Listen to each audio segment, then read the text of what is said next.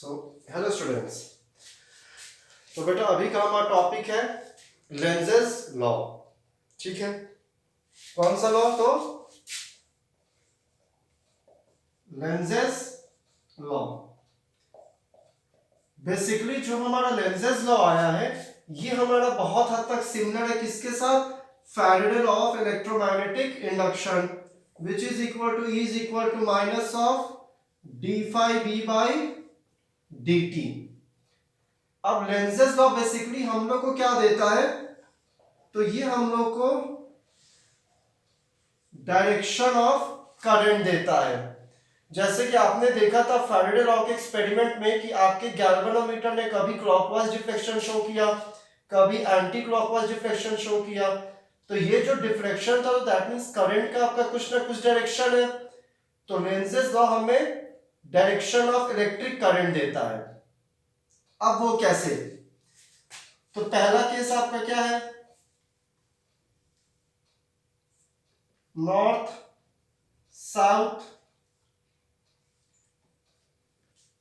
Field lines आपके बाहर निकली। ये हमारा कोई एक सर्कुलर कॉइल है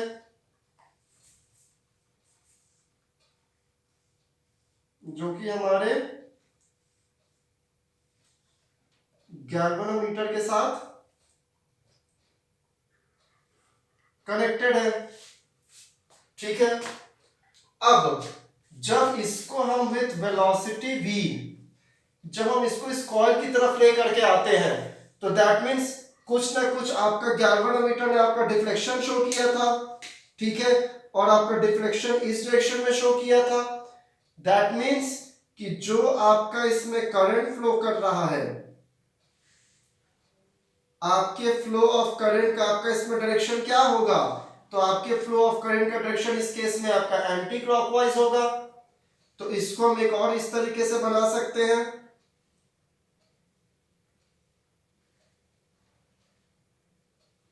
ठीक है, तो when the magnet is moved towards the coil, so the induced current flows in the anti-clockwise direction and vice versa।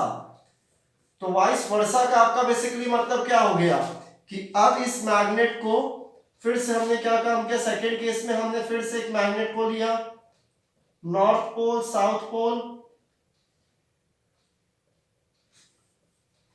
Now अब फिर से हमारा यहां पे क्या है? एक आपका सर्कुलर कॉइल है again connected to a galvanometer. तो जब हम इसको वेलोसिटी v से, मतलब इस मैग्नेट को वेलोसिटी v से जब हम इस कॉइल से दूर लेकर के जाएंगे तो आपका करंट प्रोड्यूस होगा, और इस केस में जो आपका करंट प्रोड्यूस होगा तो उस करंट के फ्लो का आपका डायरेक्शन क्या होगा? So the direction of flow of current will be into the clockwise direction.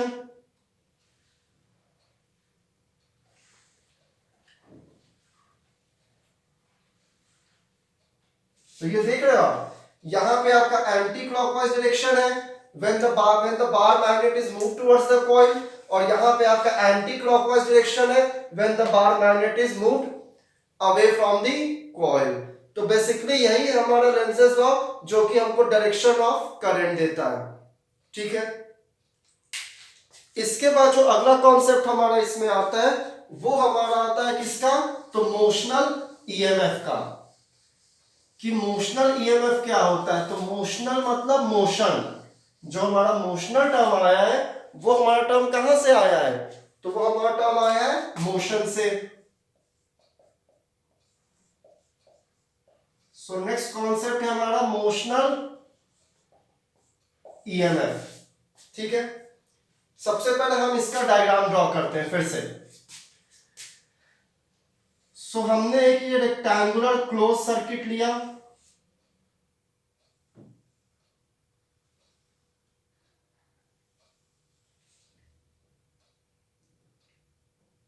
और इस साइड में हमने ये क्या लिया? तो ये हमारा है एक पिस्टन। ठीक है, इसको हमने कहां पे रखा? तो इसको हमने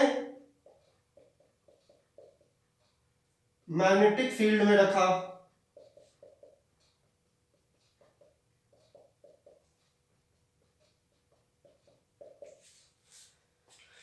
ठीक है। अब जो हमने इसका लेंथ लिया है,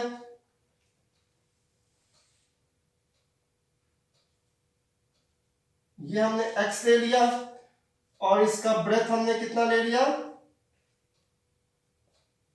तो ब्रेथ हमने इसका l ले लिया, x और l टर्म में हमने इसको ले लिया। और यहां पे तो हमारा ये पिस्टन अभी प्रेजेंट था ही। ये आपका मैग्नेटिक फील्ड B है, ठीक है। अब हम लोग क्या काम करते हैं कि इस पिस्टन को हम लोग इस तरफ मूव करते हैं विथ वेलोसिटी v। मतलब इस पिस्टन को विथ वेलोसिटी v हम लोग मूव करेंगे। तो मूव करेंगे तो क्या होगा, यहाँ पे आपका कंप्रेशन होगा मैग्नेटिक फील्ड का, तो दैट मीन्स इस एरिया में आपका फील्ड स्ट्रेंथ क्या होगा, एक तरीके से बढ़ेगा, ठीक है। अब जब हमने इसको विथ वेलोसिटी v मूव किया तो दैट मीन्स जो आपका ये पिस्टन है इसने हमारा कुछ ना कुछ डिस्टेंस कवर किया, और इस डिस्टेंस को हम लोग ले लेते हैं डेल्टा x। ओरिजिनल डिस्टेंस हमारा x था, जब हमारा ये मूव किया तो इसको हमने ले लिया डेल्टा x, ठीक है। अब हम लोग फिर इस केस में हम लोग को क्या कैलकुलेट करना है, तो हम लोग को इसमें ईएमएफ कैलकुलेट करना है, ठीक है। तो सबसे पहले हम लोग क्या कैलकुलेट करते हैं, तो सबसे पहले हम लोग इसका मैग्नेटिक फ्लक्स फाई बी देखते हैं। तो इस केस में इसका मैग्नेटिक फ्लक्स फाई बी क्या होगा, बी डॉट ए, ठीक है। अब एरिया को अगर मैं ब्रेक करूंगा तो एरिया मेरा लेंथ और ब्रेथ के टर्म, मतलब लेंथ और ब्रेथ के टर्म में आएगा, दैट मींस एल और एक्स के टर्म में आएगा। तो मैं इसको लिख सकता हूं that phi B is equal to B L x, ठीक है। अब EMF is equal to minus of d phi B by d t, that is equal to minus of d by d t of B L x. अब magnetic field हमारा constant है, ये जो side L है हमारा, ये side भी constant है। टाइम के साथ हमारा क्या चेंज हो रहा है, तो टाइम के साथ हमारा ये डिस्टेंस चेंज हो रहा है, और ये डिस्टेंस कितना चेंज हो रहा है, तो dx चेंज हो रहा है। तो हम क्या लिख सकते हैं that EMF is equal to minus of B L dx by dt। और हमें पता है we know that dx by dt is velocity v। तो हमारा EMF कितना मिलेगा, minus of B L V. और यही हमारा फॉर्मूला किसका होता है, तो मोशनल EMF का। मोशनल मतलब जो आपका मोशन में कोई आपका ऑब्जेक्ट हो तो उस केस में आपका EMF कितना प्रोड्यूस होगा। सो जो हमारा EMF प्रोड्यूस होगा वो हमारा कितना आएगा, बी एल वी, ठीक है। तो ये तो था हमारा मोशनल EMF का किसी एक पिस्टन पे, मतलब रेक्टेंगुलर क्लोज्ड बॉडी पे जब हमने ऑब्जेक्ट को मूव किया। अब इसमें हमारा अगला केस आता है कि अगर हम किसी डायग्राम देखें, मतलब कि अगर हमको टॉर्क के टर्म्स में अगर हमारा कोई बॉडी हो तो उस केस में हमारा मोशनल EMF की वैल्यू क्या आएगी। दैट मीन्स जो हमारा बॉडी है, एग्जांपल आप ले लो कि जनरेटर क्या करता है, कंटिन्यूअसली रोटेट करता रहता है एट एंगल थीटा। वो तो इस तरीके से आगे पीछे मूव नहीं करता है, जनरेटर तो हमारा एंगल थीटा पे रोटेट करता है। तो उस केस में भी हमारा कुछ ना कुछ मोशनल EMF आएगा। तो उस केस में हमारा मोशनल EMF कितना आएगा, हम उसे कैलकुलेट करते हैं, ठीक है।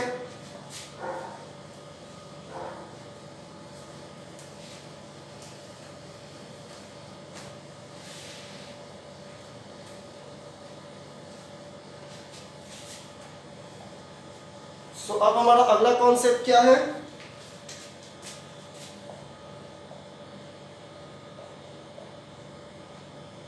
Motional EMF in terms of angle. मतलब एक तरीके से आपका जनरेटर ले लो या ट्रांसफार्मर ले लो, ठीक है। अब ये हमारा क्या है, तो ये हमने बनाया फील्ड लाइंस। फील्ड लाइंस का मतलब मैग्नेटिक फील्ड लाइंस। अगर आपसे कभी कोई बोल रहा है फील्ड लाइंस, तो अगर सिर्फ फील्ड लाइंस की बात की जाएगी मतलब वहां पे आपका मैग्नेटिक फील्ड लाइंस होगा। और अगर इलेक्ट्रिक फील्ड लाइंस अगर आपसे कोई पूछेगा तो मेंशन करेगा इलेक्ट्रिक फील्ड लाइंस। ठीक है, तो ये हमारा क्या है, मैग्नेटिक फील्ड लाइंस बी। इसके बीच में हमने कोई एक बॉडी को रखा है, ठीक है, और ये बॉडी हमारा क्या कर रहा है, तो ये बॉडी पे हमारा टॉर्क प्रोड्यूस हुआ जिसकी वजह से ये बॉडी हमारा रोटेशन पे आया, और रोटेशन पे आने के बाद ये बॉडी हमारा परपेंडिकुलर डायरेक्शन में पहुंचा और ये हमारा एंगल बनाया एक थीटा। ठीक है, तो यहाँ पे इस केस में बॉडी को यहां से यहां पहुंचने में मतलब थीटा एंगल कवर करने में क्या लगा, तो हम लिख सकते हैं that theta is equal to omega t, और ओमेगा तो आप पहले ही जानते हो that omega is our angular speed। Chapter number 5 में आप पढ़े होंगे, जहां आपने लॉज ऑफ मोशन पढ़ा तो वहां आपने लीनियर वेलोसिटी और एंगुलर वेलोसिटी आपने पढ़ा। तो एंगुलर वेलोसिटी, सॉरी स्पीड नहीं, एंगुलर वेलोसिटी हो जाएगा, बिकॉज हमें इसका डायरेक्शन नोन है, हमें इसका डायरेक्शन पता है। ठीक है, सो थीटा की वैल्यू हमारी कितनी हो गई, ओमेगा टी हो गई। ठीक है, अब ईएमएफ का जो हमें वैल्यू मिला था, तो ईएमएफ के पहले हम लोग देखते हैं फ्लक्स फाई बी की वैल्यू। तो फ्लक्स फाई बी का हमें वैल्यू मिला था BA cos थीटा। अब यहां पे जब मैं थीटा की वैल्यू को सब्स्टिट्यूट करूंगा तो फ्लक्स फाई बी मुझे क्या मिलेगा, BA cos ओमेगा टी मिलेगा। तो ये हमें यहां पे फ्लक्स मिल गया।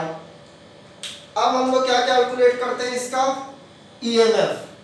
तो EMF is equal to minus of d phi B by dt which is equal to minus of, अब d phi B by dt जब मैं लिखूंगा तो हमारा मैग्नेटिक फील्ड और एरिया तो हमारा कांस्टेंट है, हमारा चेंज क्या कर रहा है, तो हमारा ओमेगा चेंज कर रहा है, मतलब बॉडी का हमारा एंगुलर वेलोसिटी टाइम के साथ हमारा चेंज कर रहा है। तो मैं इसको कैसे लिखूंगा, minus of BA D by dt of cos omega t। अब जब मैं d by dt of cos omega t करूंगा तो हमें क्या मिलेगा, d by dt of cos omega t। तो डिफरेंशिएशन बाय पार्ट्स, ओमेगा और t दो इंडिपेंडेंट टर्म है, एक दूसरे पे ये डिपेंड तो कर रहे हैं, लेकिन ओमेगा एक अलग टर्म है, t एक अलग टर्म है। तो आपको d by dt of cos omega t हमें क्या मिलेगा, तो it is equal to minus of omega sine omega t। So d by dt of cos omega t is equal to minus of omega sine omega t। उसकी values को हम यहाँ पे substitute up करते हैं, तो EMF is equal to minus of BA minus of omega sine omega t, minus minus plus हो गया हमारा। तो EMF हमें कितना मिलेगा, तो BA omega sine omega t। तो in case of motional EMF in terms of angle हमारा कितना आएगा, तो BA omega sine omega t। अगर क्वेश्चन में अगर आपको थीटा की वैल्यू दी हुई है तब तो आप डायरेक्टली आप ये फॉर्मूला लगा करके आप सॉल्व आउट कर सकते हो, लेकिन मान लीजिए कि आपको थीटा की वैल्यू नहीं दी हुई है और आपको बॉडी का एंगुलर वेलोसिटी और टाइम दिया हुआ है, तो उस केस में हम क्वेश्चंस को कैसे सॉल्व करेंगे, तो उस केस में क्वेश्चन सॉल्व करने के लिए हमारा ईएमएफ का ये फॉर्मूला आएगा। ठीक है, अब इसके बाद का जो आपका अगला कॉन्सेप्ट है वो है आपका एडी करंट। एडी करंट से आप लोग ऑलरेडी फैमिलियर होंगे पहले से ही कि हमारा एडी करंट आखिरकार होता क्या है। Loss in transformer in terms of heat, या एडी करंट को हम लोग एक टाइप का हीट लॉस भी बुलाते हैं ट्रांसफार्मर्स में। ठीक है, हम उसको ट्रांसफार्मर्स में ही बेसिकली क्यों बुलाते हैं, हम जनरेटर्स में क्यों नहीं बोलते हैं, तो जहां पे भी हमारा कहीं पे भी वर्क हो रहा है, आपने ऑलरेडी आपने ये टर्म थर्मोडायनेमिक्स में पढ़ा होगा, that no system is 100% efficient. मतलब ऐसा कोई भी सिस्टम नहीं है जो कि हमारा 100% एफिशिएंट होता है, ठीक है। तो इसी वजह से जो भी हमारा वर्किंग सब्सटेंस होगा वहां पे हमारा थोड़ा सा हीट लूज होगा ही। It can lose due to friction. Friction बहुत ही इंपॉर्टेंट पार्ट प्ले करता है हीट लॉस होने में, ठीक है। सो हमारा अगला टॉपिक है एडी करंट। सो एडी करंट भी हमारा क्या होता है बेसिकली, ये हीट लॉस इन ट्रांसफॉर्मर। तो ये तो एक सिंपल सा टर्म हमने पढ़ लिया, हीट लॉस इन ट्रांसफॉर्मर। तो फिर ये एडी करंट का यूज कहीं हो सकता है कि नहीं, मतलब कि जो हमारा हीट लॉस हुआ है इसका हम लोग कहीं पे यूज कर सकते हैं कि नहीं। तो हाँ, एडी करंट का आपका यूज भी होता है। कहां पे आपका यूज होता है, इंडक्शन फर्नेस। जहां जैसे आपने कोयले का भट्ठा देखा होगा, तो कोयले का भट्ठा में तो आपका हीट आप उसको सप्लाई करते हो कोल के थ्रू। इंडक्शन फर्नेस क्या हो गया आपका, इंडक्शन कुकर। आजकल आप देख रहे होगे ना कि इंडक्शन यूज कर रहे हैं घर में, जो इलेक्ट्रिसिटी से ऑपरेट होता है। तो वहां पे आपका यूज किसका होता है, तो वहां पे आपका एडी करंट का बहुत यूज होता है, वहां पे आपका एडी करंट का लॉस नहीं होता है, ठीक है। तो ये सब आप, ये होता है आपका एडी करंट। अब यहाँ पे आपको एक टर्म मैं समझा दे रहा हूं कि एडी करंट के लॉस को आखिरकार हम ट्रांसफार्मर में मिनिमाइज कैसे कर सकते हैं, क्योंकि ट्रांसफार्मर का कॉन्सेप्ट आपने पहले भी पढ़ा है और एडी करंट लॉस आप आगे फिर से पढ़ोगे जब आप ट्रांसफार्मर्स पढ़ोगे ऑल्टरनेटिंग करंट में। So how can we reduce the loss of eddy current. अब ट्रांसफार्मर में आपने एक सिंपल सा ये डायग्राम पढ़ा होगा, नॉर्थ पोल साउथ पोल, इसके बीच में हमारा एक आर्मेचर कॉइल, ट्रांसफार्मर वाला जनरेटर में इसमें हमारा एक आर्मेचर कॉइल लगा हुआ है, यहाँ पे हमारे स्प्लिट रिंग्स लगे हुए हैं, यहाँ उसके पास हमारे यहाँ पे ब्रशेस लगे हुए होते हैं, ठीक है। यहाँ पे हमारा एक पावर स्टोरिंग सप्लाई होता है बैटरी, और यहाँ पे हमारा क्या होता है, एक्सल या फिर हैंडल। अब जो आपका ये सरफेस है, तो ये सरफेस आप मान लो किसकी तरह है, तो ये डस्टर की तरह है। अब जब मैग्नेटिक फील्ड लाइन जब इसके थ्रू पास करेंगी तो ये क्या करेंगी, ये इसको रोटेट करती हैं।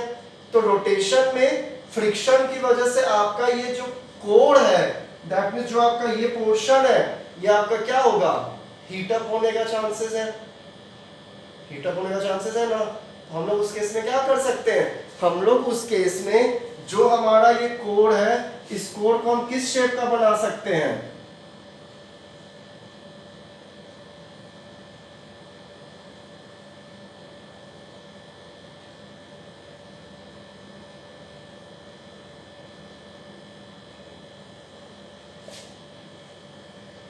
तो इस कोर को हम लोग एक इस शेप में दे दिया, ताकि हमारा एडी करंट लॉस हमारा क्या हो गया, वहां पे बहुत मिनिमाइज हो जाएगा।